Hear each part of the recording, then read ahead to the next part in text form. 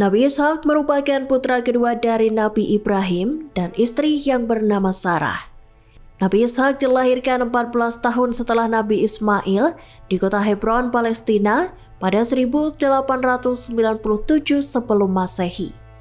Kelahiran Nabi Ishak ini membawa berkah kebahagiaan tersendiri bagi orang tuanya. Pasalnya kala itu, sang ayah Nabi Ibrahim sudah berusia lanjut yakni 120 tahun, sementara ibunya Sarah usianya 90 tahun.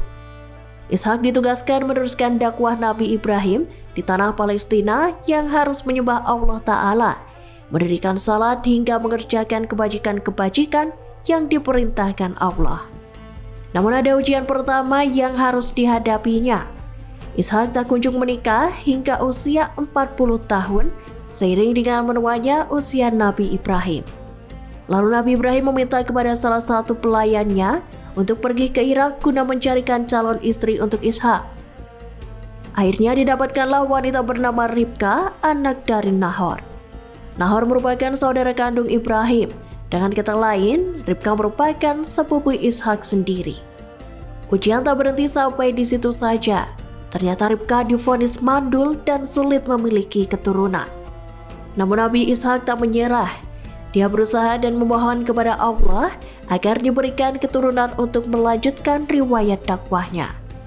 Akhirnya pada usia pernikahan ke-20 tahun atau saat Ishak berusia 60 tahun, Ribka melahirkan bayi kembar. Dua bayi kembar itu diberi nama Esau dan Yakub.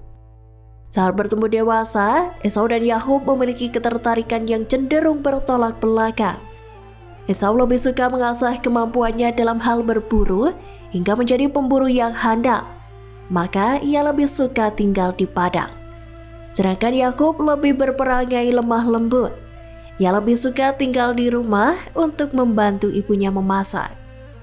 Pernah suatu ketika keduanya terlibat cekcok sampai-sampai Esau bersumpah akan membunuh Yakub bila ayahnya telah meninggal.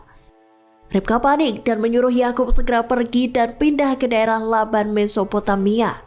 Dalam kisah Nabi Ishak, dijelaskan bahwa Allah SWT memberikan umur panjang untuknya. Ishak hidup hingga usia 180 tahun sebelum akhirnya meninggal.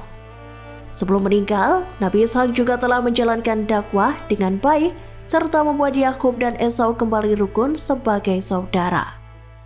Kisah Nabi Ishak saat lahir tercantum dalam Al-Quran surat As-Saffat ayat 112 sampai 113.